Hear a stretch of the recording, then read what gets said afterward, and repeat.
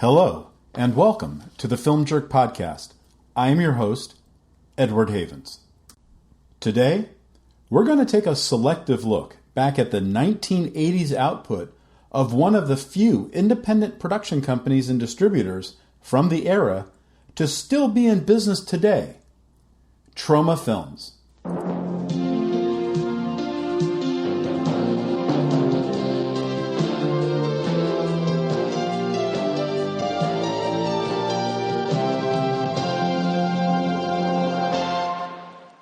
Most everyone who is any kind of fan of 80s movies and or of horror films in general knows one specific Troma movie, the Toxic Avenger. And most everyone who is any kind of fan of modern movies knows at least one filmmaker to have come out of Troma, Guardians of the Galaxy writer-director James Gunn. But Toxie and James Gunn are just two small parts of the intricate puzzle that is the history of Troma Films. The history of Troma Films begins at Yale University when two students, Lloyd Kaufman and Michael Herz, meet in the late 1960s. Initially, the two did not get along, but begrudgingly hung out with each other because Herz had a pinball machine in his dorm room and Kaufman had the only television set in the dorms. After graduation, the pair went their separate ways. Kaufman went back home to New York City to start making films, while Herz went on to study law at New York University while harboring a secret desire to become a screenwriter. The pair would come back together in 1973 after Herz's then-girlfriend, now wife Maris, took him to see a movie her friend Kaufman had worked on called Cry Uncle. She would facilitate a meeting between the two, and Kaufman would hire Herz to work on Sugar Cookies, a softcore crime drama that Kaufman had written and was producing with another friend of his, Oliver Stone. In 1974, Kaufman and Herz would start their own company, Troma Films. It would be a few years before Kaufman and Herz would make their own damn films, and Kaufman would supplement his income by working in various capacities on films like Rocky, Saturday Night Fever, The Final Countdown, and My Dinner with Andre. Now, part of the problem of covering the Troma Films from 30 to 40 years ago is that, as an independent instead of a studio, they wouldn't get paid much attention to during the era, so one really has to know how and where to look for the information. As Troma's webmaster from 2003 to 2005, and the person who created the Troma movie database on the Troma.com website, I know where to look for much of that information, as it was part of my job to make that information available to the Troma fans. And as Troma's webmaster who created the Troma movie database, I also know which Troma movies weren't actually Troma movies at the time. For example, take Max Kalmanowitz's 1980 horror film The Children. The film was originally released into theaters by World Northall, an independent distributor from the 1970s that mostly specialized in bringing Chinese kung fu movies to the States. They would release The Children into theaters in June of 1980. After a couple of releases on VHS later on in the decade, the film would literally disappear for nearly 20 years until Lloyd and Michael made a deal with the film's writer and producer, Carlton Albright, to put it out for the first time on DVD in 2005 in a special 25th anniversary edition. But if you look up The Children on Google, the Google summary will tell you Troma Entertainment was the production company for the film, which just isn't true. They had nothing to do with the production and would have no involvement with the film before or after that one DVD release. It also doesn't help that a lot of independent distributors in this era did regional releases of their films. At a time when a studio would be sending their films out to 800 to 1,000 theaters on opening day, a company like Troma could only afford to strike 50 to 75 35mm prints of their movies. So they'd open their movies on 50 to 75 screens, mostly drive-ins and indie hardtops, in one part of the country, like southern Florida or Central Ohio, or the Philadelphia, Baltimore, Washington, D.C. area, play the film there for a couple weeks, and then have those prints shipped to another region, and keep repeating this pattern over and over again until the film had hit every market. Sometimes, in the day before VHS became affordable to most everyone, a film might even make a second or third swing through a region several months after it last played there, if it proved popular before. The movies I'll mention on this episode are ones that, through one way or another, I know received some kind of theatrical release in the United States. I may have missed one or two, and there's probably one or two that you won't hear about because they weren't actually Troma movies, like 1987's Street Trash, which is about as Troma-esque as a movie can get, but was actually released by Lightning Pictures, the genre arm of Vestron Pictures. We will definitely be talking about Vestron, Lightning, and Street Trash on a future episode. So let's get into Troma's first movie, Squeeze Play.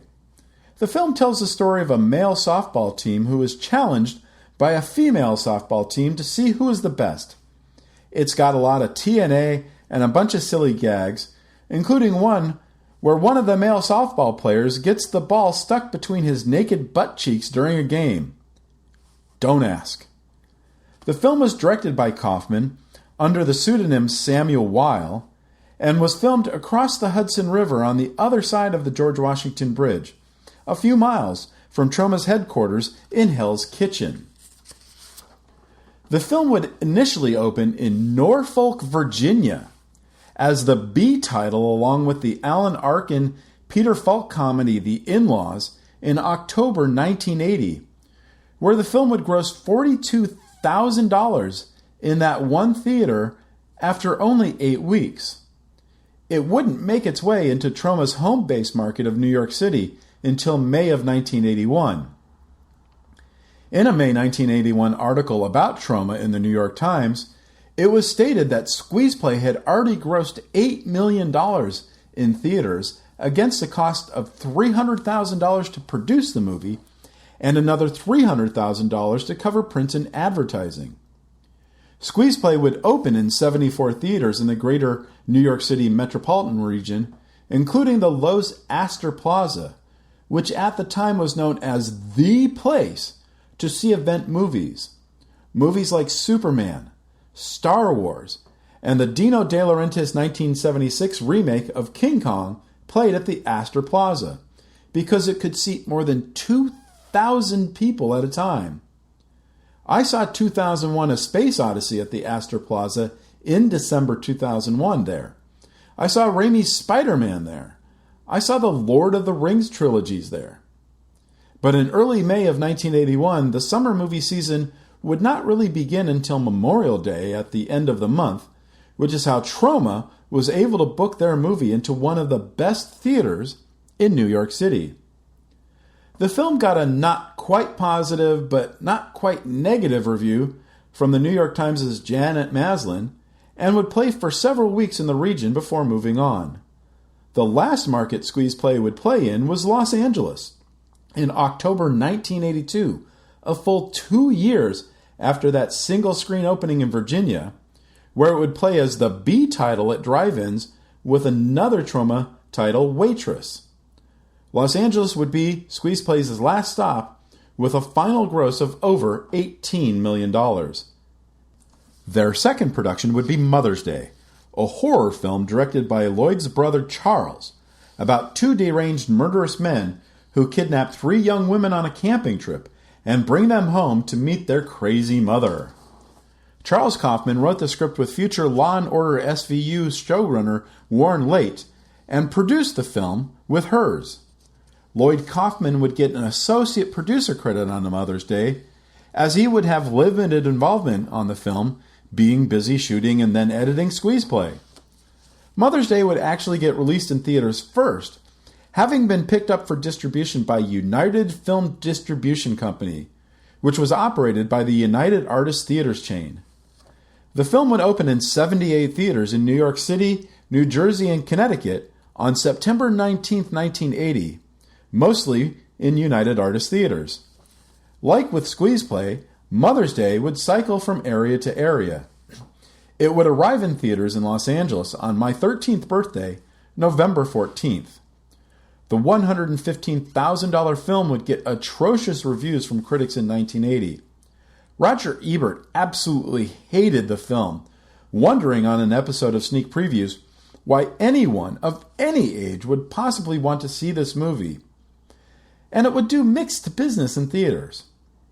It would become something of a cult film years later, and Saw franchise director Dahlin would remake the film in 2010 with risky business star Rebecca De Mornay as Mother. While Squeeze Play was making its way across the country, Kaufman and Herz would start production on their second film, Waitress. Three comely waitresses must contend with their diner's lecherous cook and its horrible patrons. The film, produced under the title Soup to Nuts, and directed by Kaufman and Herz in the summer of 1981, is only notable today for being the first on-screen credit for future Law & Order Sex and the City star Chris Noth, as well as an early credit for Tony Dennison from The Closer and Major Crimes. Based on the success of Squeeze Play, Troma was able to strike 150 prints of Waitress and cover more regions at the same time.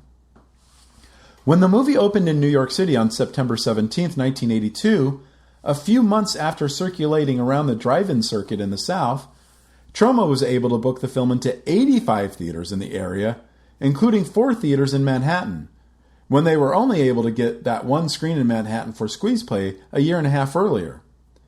But the film would not play as long as Squeeze Play, and not gross as much, only bringing in about $12 million after less than a year. Anticipating success with Waitress, Kaufman and Herz would start production on their next movie, Stuck on You, almost immediately after they finished Waitress. A couple with marriage problems go to family court, where a judge takes them back in time to view lovers throughout the ages.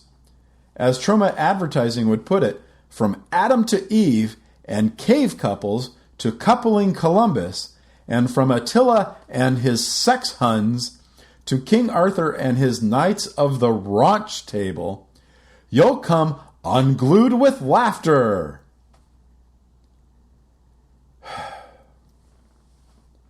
The film would feature the first of what one could actually call a known personality who would appear in a Troma film, Professor Irwin Corey, who would play the couple's therapist.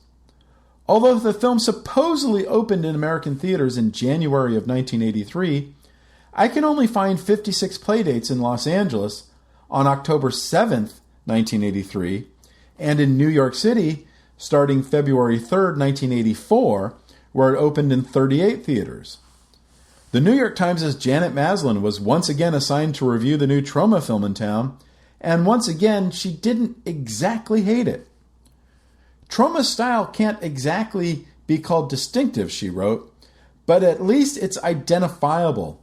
Dumb gags, food fights, and bathroom jokes are accompanied, if not redeemed, by an overriding cheerfulness and a willingness to try just about anything. Kevin Thomas in the Los Angeles Times was less kind, but it's funny today to see reviews that consider Kaufman and Weil to be two separate people. The film would do considerably less business than the first two Troma sexy comedies. Exact numbers are unavailable, but it's estimated that number was below $10 million. One of the first movies Troma would distribute that they were not involved in the production of was Richard W. Haines' Splatter University, a not very good horror/thriller in which a sociology instructor finds her new teaching duties at a private college interrupted by the presence of a killer mental hospital patient. The only thing notable about the film is that it was shot with a budget of around $26,000.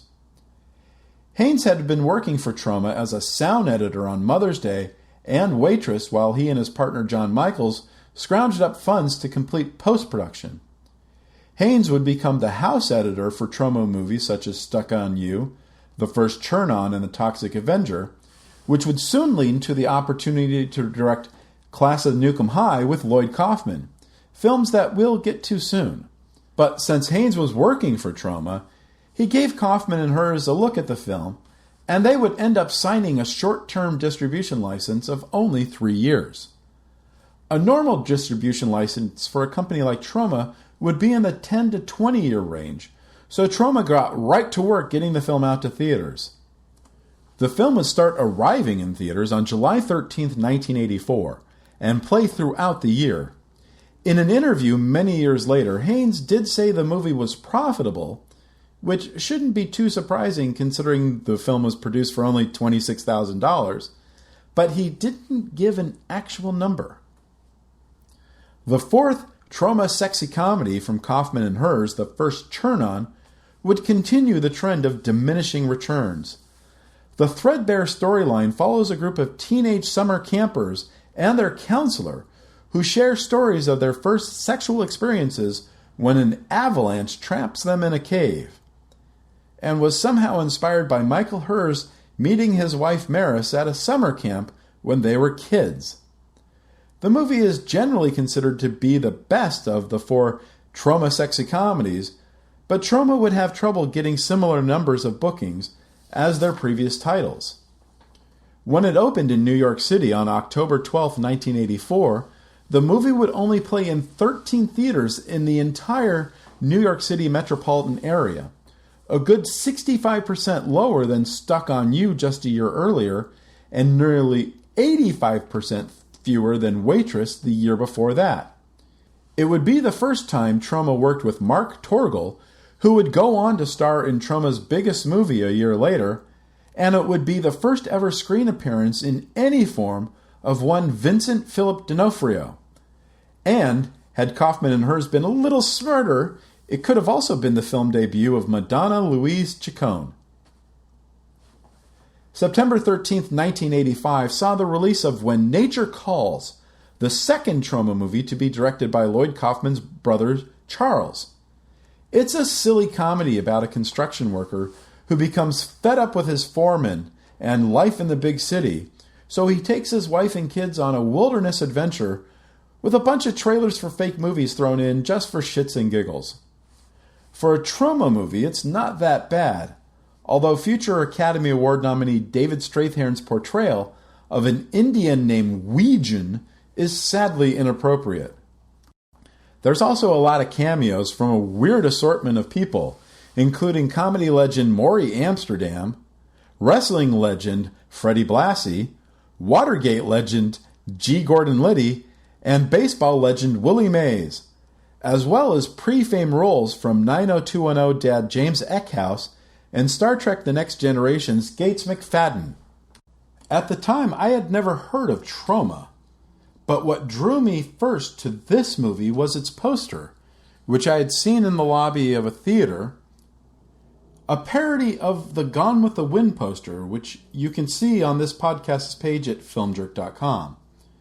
The film would first open in New York City, although only on 10 locations that were dubbed Troma Team Theaters in the ad. Which brings us to the movie that both made the company and kinda damaged it. The Toxic Avenger. Meet little Melvin. He's a 90-pound weakling. Everyone hated Melvin. Yeah, I'm gonna take this mop and shove it down your throat. They teased him. I want to do it with you. Okay. They taunted him. They tormented him until he had a horrifying accident and fell into a vat of nuclear waste, transforming little Melvin into a hideously deformed creature of superhuman size and strength. Melvin became the Toxic Avenger, the first superhero born out of nuclear waste. Yes, the muggers and the rapists didn't know what law and order was until the Toxic Avenger came to town. Holy shit! I don't know what it was, but it saved my life. All right, everybody, drop your tacos or I'll blow your brains out. The vandals and the perverts had their way with the little people of Tromaville until the Toxic Avenger ripped them apart. The Toxic Avenger. His face is so terrifying. We can't show it to you now. You'll have to see the movie for yourself. The Toxic Avenger can bend steel with his bare hands. Oh, we're on a kid. Get it? Leap small cars in a single bound. He crushes drug pushers.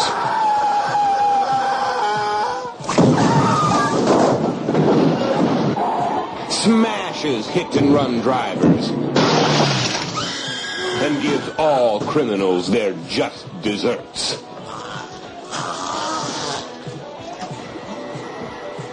The Toxic Avenger. He was a hero. He's a hero. Wow. He's a fighter. He's a lover. Well, Melvin, you're beautiful. The good citizens love him. The fat and corrupt hate him. Kill that bastard for me. You gotta kill him. Yeah. Will he survive?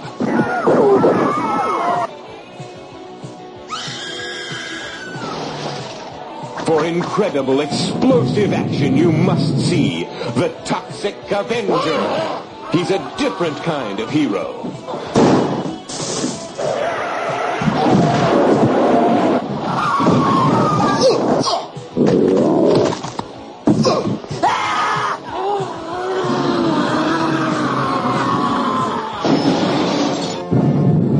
The Toxic Avenger is coming to your town.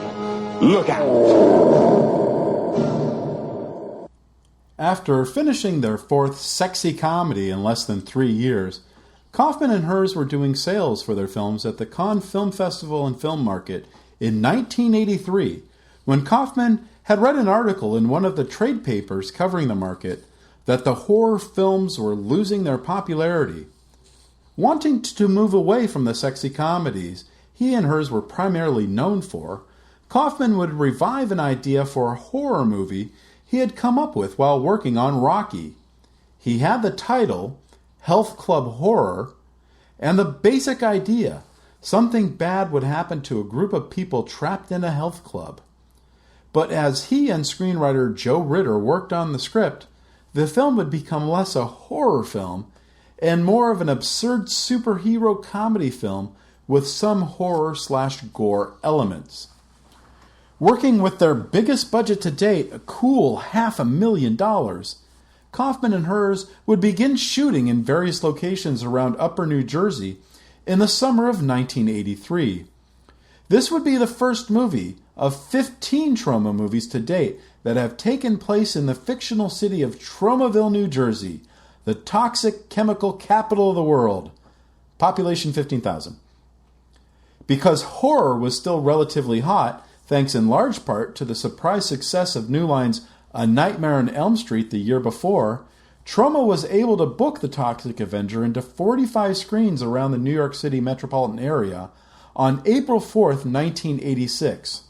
Stephen Holden, the Times critic who reviewed the film, recognized the film was low-budget trash, but also noted that it had a maniacally farcical sense of humor. The film would gross $140,000 in its first 3 days, but by the second weekend, many theaters would pair it with a second feature, like Cannon's POW The Escape, starring David Carradine. Like many other Troma movies, the film would travel from region to region, hitting each for a few weeks until the numbers suggested it was time to move on. The Toxic Avenger would finally reach the Bay Area in the second weekend of October, more than 6 months after that initial New York opening. In Santa Cruz, the film would play at the local art house theater, the Nickelodeon, Friday and Saturday night at midnight. That's how my friends and I first experienced the wild and wacky world of Troma. In a theater with less than 100 seats, and with a whole bunch of Santa Cruz weirdos. It was great. And my friends and I would see it again the following weekend. It didn't last long in Santa Cruz, just a couple weekends, but it opened a whole new world for my movie-going experiences. And my life, as I will get into more towards the end of this episode. When The Toxic Avenger was finally played out in theaters more than a year later, the film had grossed more than $15 million. The film would spawn 3 sequels, an 11-issue comic book series from Marvel, and a 13-episode syndicated cartoon show called The Toxic Crusaders, which itself would spawn a series of tie-ins including video games for the Sega Genesis and Nintendo NES systems, action figures, top trading cards, board games, Halloween costumes, and its own 8-issue Marvel comic series. The success of The Toxic Avenger would also forever alter the course of Troma Films. While it would still release some non-genre titles, the bulk of their releases from then on would be horror and horror-adjacent titles. John Golden's Fat Guy Goes Nutzoid was first released in the theaters in September of 1986. 2 brothers befriend a 350-pound escaped mental patient, the titular Fat Guy, who, spoiler warning, only goes somewhat nutzoid, and accompany him on his misadventures in the big city. Originally shot in 1983 as Zeisters, Troma was able to acquire this rather cheaply because it had gone unsold for nearly 3 years. I saw this at a dollar house in San Jose, as I saw many a Troma movie of the era sometime in 1987. It might have even been a double feature with one of our next 2 films, but I'd have to check my old film diaries if I still had them for that time frame. It's not a very good film, and if you absolutely must track it down, see if you can spot 3-time Oscar nominee Joan Allen as Lala, or Oscar nominee Amy Madigan as one of the women at a funeral. The next Troma movie, Class of Nuke High, would not be directed by Kaufman and Herz, but by Kaufman and Richard W. Haines. Tromaville's honor students are being transformed into rampaging freaks when toxic waste from the nuclear power plant next to their school starts to leak into their water supply. By now, Kaufman's MO was becoming rather clear. Pointed political commentary hidden under layers of ooze and blood and boobs. With a hard-rocking soundtrack from mostly unheard musical artists, along with 1 or 2 you may have heard of.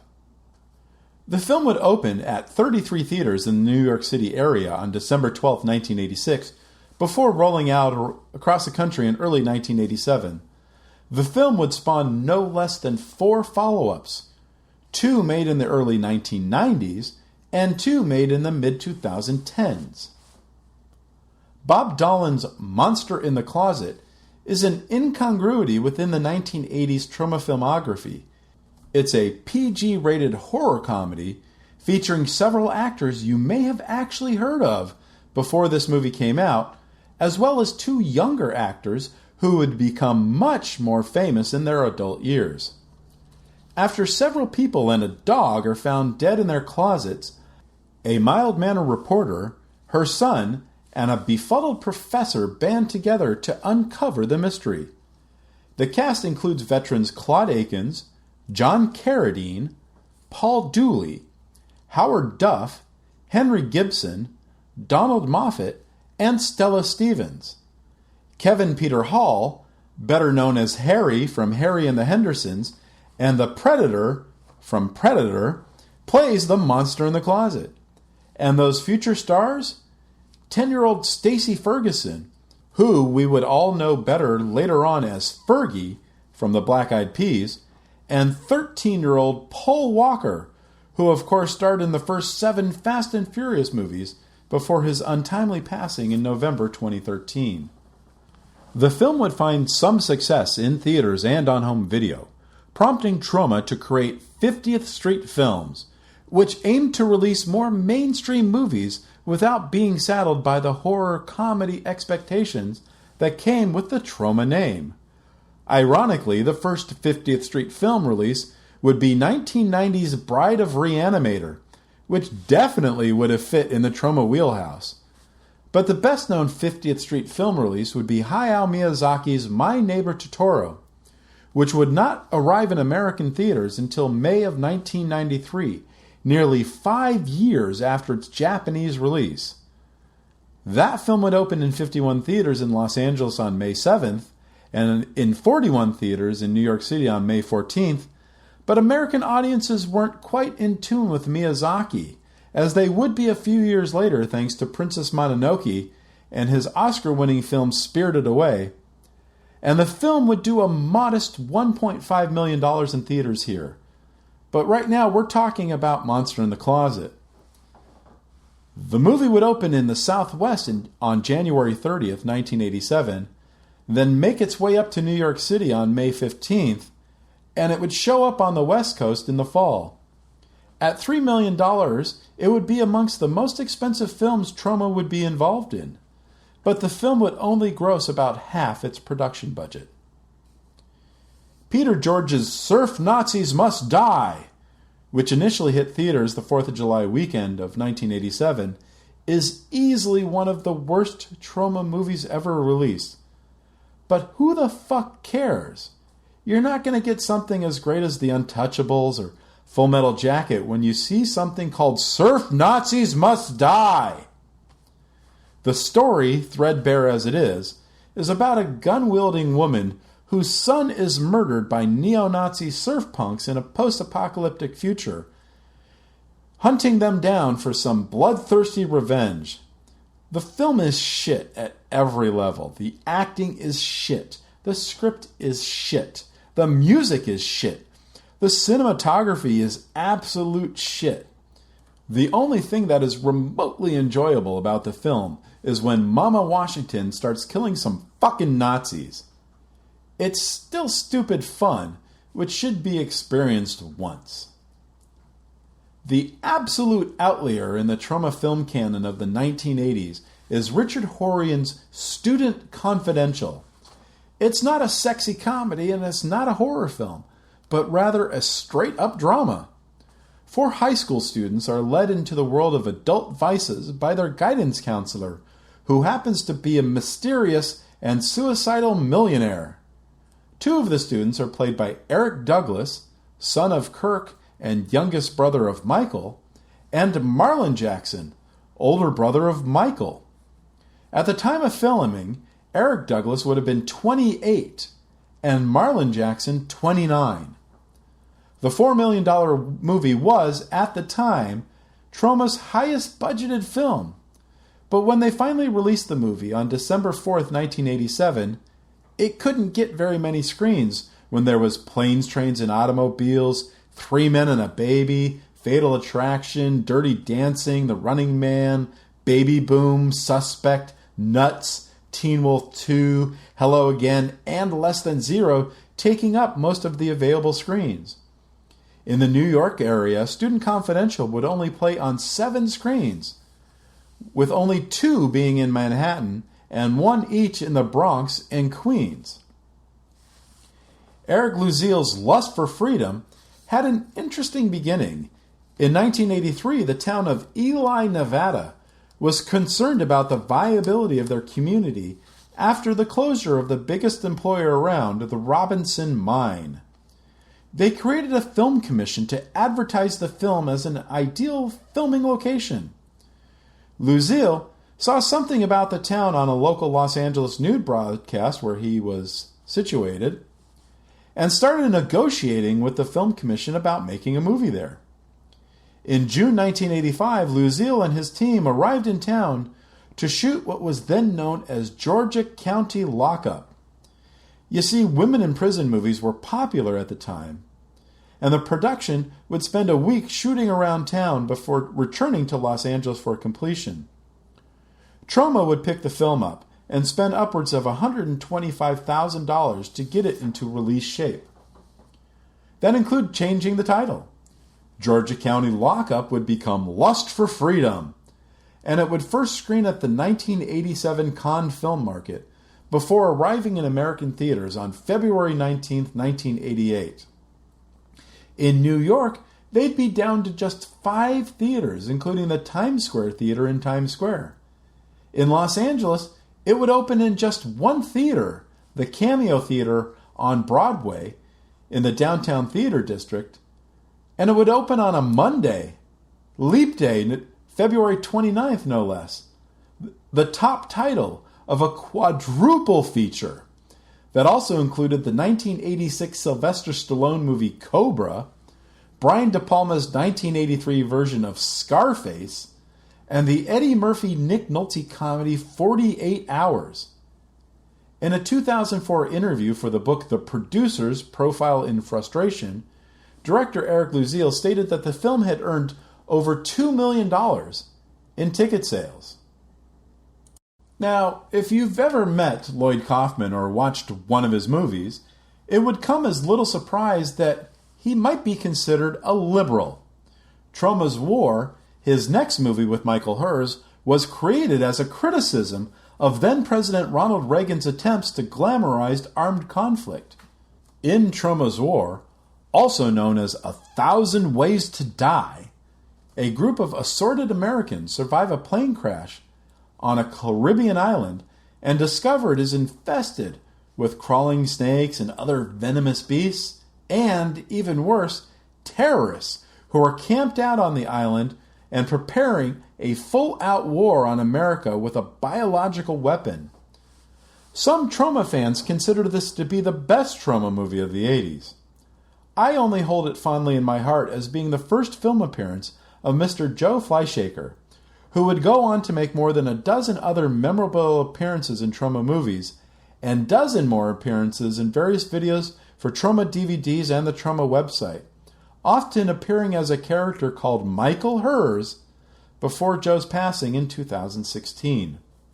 When the film opened on December 9th, 1988, it was once again Janet Maslin who reviewed the film for the New York Times, but this time she would not be as kind as she had been to those sexy comedies years earlier. Troma would play up in ads a comment from the Variety review that wasn't a compliment per se, but it made for good copy in the ad. Troma's War makes Rambo 3 look like Lassie Come Home. The film opened in 7 theaters in the New York metropolitan area, where moviegoers were promised to meet the glamorous stars of the movie at one theater, as well as receive some free Aroma du Troma perfume. There are no records of how many people showed up for those meet and greets, but I can tell you that 15 years later, in 2003, when I started working for Troma, they still had boxes of that stuff unopened in the basement of the Troma building in Hell's Kitchen. Originally, Kaufman and Herz were not interested in making a sequel to the Toxic Avenger, but then they got 2 interesting offers that were too good to pass up. First, the company that released the first movie to great success in Japan, Gaga Communications, offered Troma a deal to subsidize part of the shoot up to $750,000 if they would make a portion of the sequel in Japan. And then American production and distribution company Lorimar Pictures offered to put up half of the budget, up to $1.5 million, of a Toxic Avenger 2 in exchange for American home video rights. Being ever the clever boys, Lloyd and Michael took both companies up on their offers and then proceeded to shoot as much footage as possible while in Japan, taking only the actor who played Toxie, the makeup artist who would prep Toxie for filming each day, and a couple key staff members to Japan in order to save money. In fact, the directing duo would shoot so much footage in Japan that they had enough footage for 2 movies. So they rewrote the script to incorporate the extra footage and then split the film in 2. The Toxic Avenger Part 2 would start arriving in theaters on February 24th, 1989, while The Toxic Avenger Part 3, The Last Temptation of Toxie, arrived exactly 9 months later. Neither film is very good, and they're only notable for being the debut of Black Dynamite himself, Michael Jai White, and that Lloyd finally stopped using that Samuel Weil credit. Part 2 had grossed $29,000 from 15 theaters its opening weekend, on its way to a final gross of $793,000 after 44 weeks, while Part 3 would gross $52,000 from 40 theaters on opening weekend, on its way to a final gross of $364,000 after 25 weeks. There would be a fourth film in the series, 2001's Citizen Toxie, The Toxic Avenger Part 4, which in the opening minutes of the film states for the record that it is a direct continuation of the original movie, as if parts 3 and 4 did not exist. There would be one additional benefit from Troma's trip to Japan to make Toxic Avenger 2. While filming in and around Tokyo, Kaufman and Herz would be approached by the heads of the Japanese video game corporation Namco, creators of Pac-Man, Pole Position, and Dig Dug, to create a kabuki-themed superhero film that could be exploited in other media, including video games. Thus, Sergeant Kabuki Man NYPD was born. Namco and Herz wanted to make a family-friendly film geared towards younger children, but Lloyd, being Lloyd, wanted to make the usual Troma mix of sex and violence. The film would be completed in 1990, but would sit on the proverbial shelf for almost 6 years while the various parties argued about competing PG-13 and R-rated versions.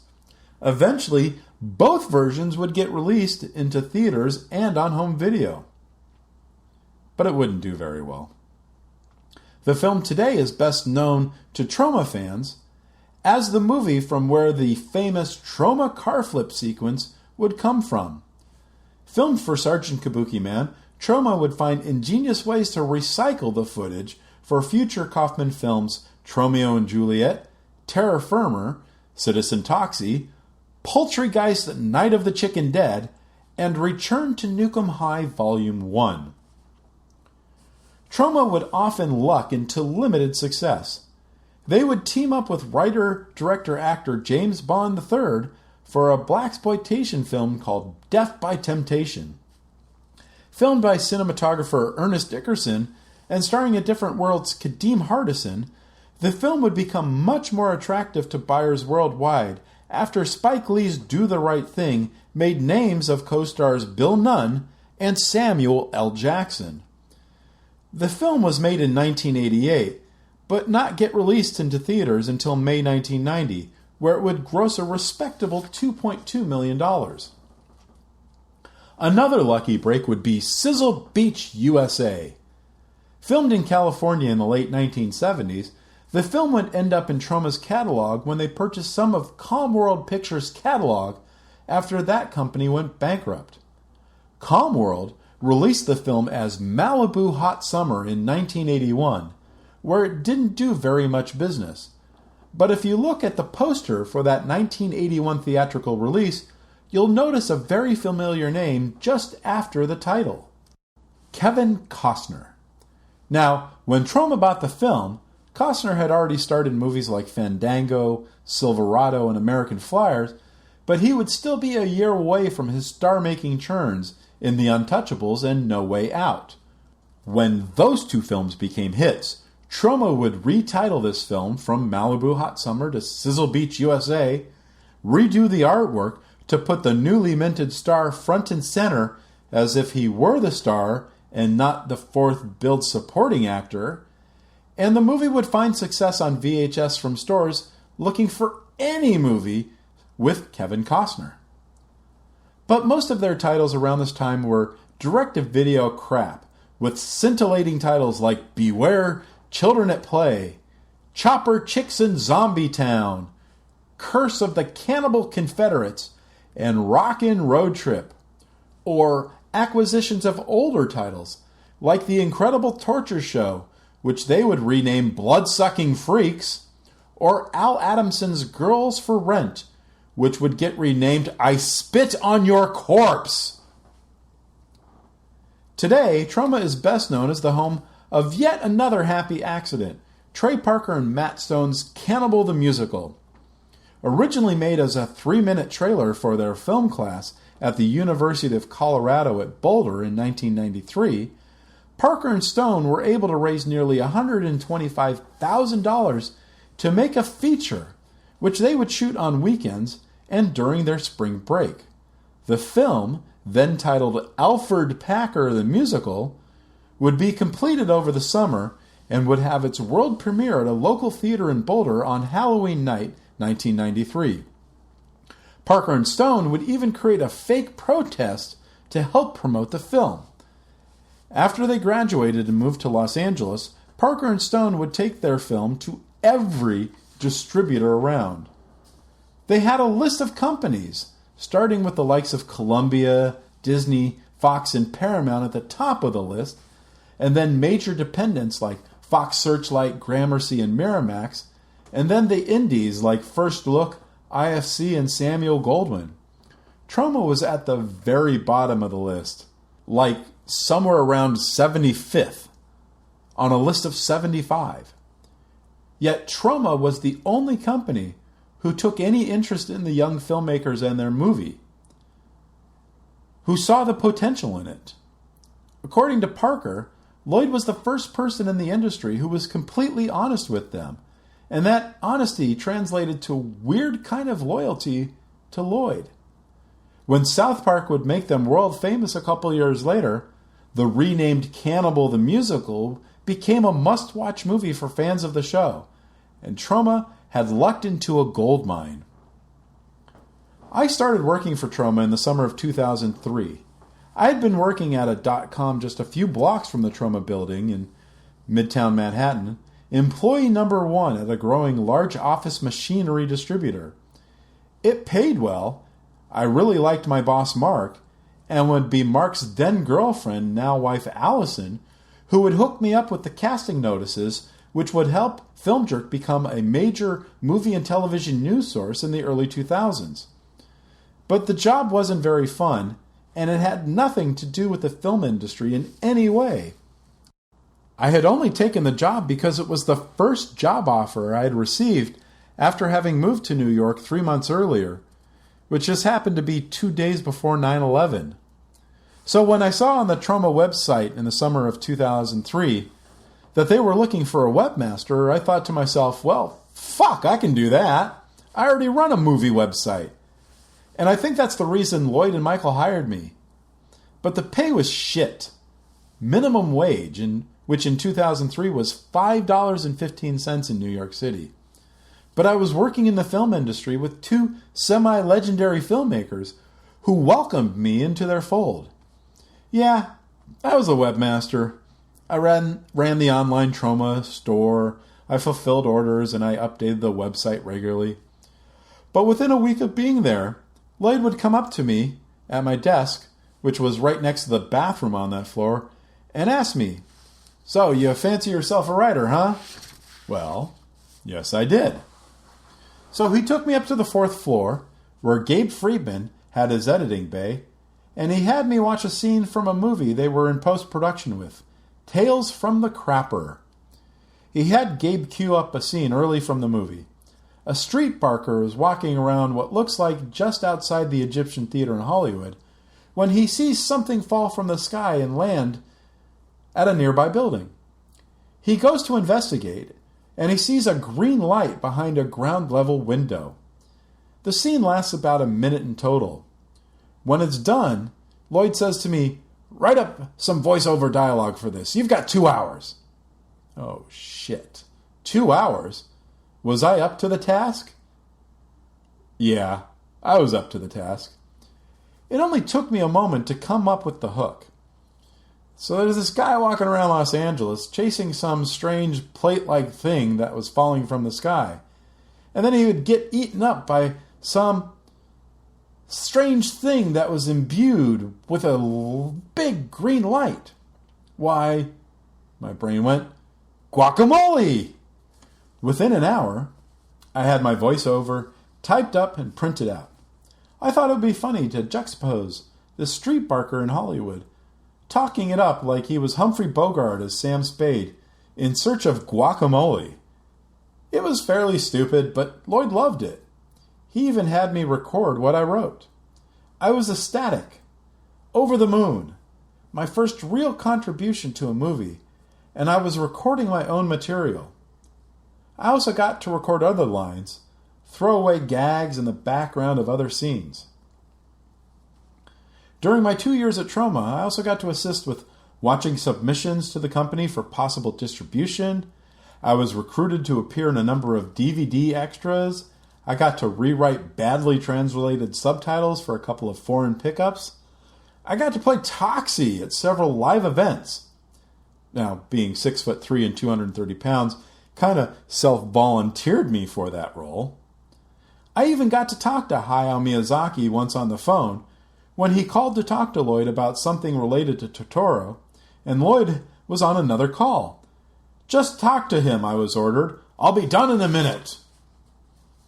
I was also given the freedom to leave a little early some nights to catch a press screening at one of the local screening rooms, which were not that far away from the Troma building. But what I loved most about the job was sharing a cab almost every night with Lloyd. We lived but 3 blocks from each other on the Upper East Side neighborhood of Yorkville, and over the course of 2 years I got to know the Lloyd Kaufman behind that iconoclastic public facade. We'd talk about old movies, new movies, filmmakers, art, the city, and everything else. But with that access, there were times I'd also get roped into schlepping something cumbersome to his house because I was a good 20 plus years younger than him. But hey, the cab ride was still free. Lloyd would be paying for it. And from 50th and 10th on the west side to 84th and 3rd on the east side could be an expensive ride if traffic really sucked. But it sure did beat riding the subway. I got to meet a lot of great people working at Troma, most of whom I stayed in contact with through social media like Facebook for years after, once my wife and I moved back to Los Angeles in 2005. A number of my Troma co-workers moved to Los Angeles soon thereafter, and it would be fun to run into them at some movie function somewhere. As I record this episode in October of 2020, Troma is a shell of the company I worked for nearly 2 decades ago, which itself was a shell of the company that existed 20 years before that. But it's an experience I wouldn't give up for anything, and it's all thanks to my friend Dick Hollywood, who dragged a begrudging 19-year-old to a midnight movie in a small college town one night. Thanks, Dick. And thank you for listening. We'll talk again soon. The Film Jerk podcast has been written, narrated, and edited by Edward Havens. As we are an independent podcast without sponsors or a network of websites to help promote the show, we rely on word of mouth to get the word out about the show. So please, help get the word out. Please post about the Film Jerk podcast on your socials. Please rate and review the show on your favorite podcast source. Good ratings and reviews help get the podcast higher rankings, which help the show get seen by more potential listeners. And as always, I look forward to your comments about the show. You can leave me a note on this podcast's page at filmjerk.com, or you can leave me a message on my Twitter feeds at Edward A. Havens or at Film Jerk. The Film Jerk podcast has been a production of Idiosyncratic Entertainment. Thank you again. Good night.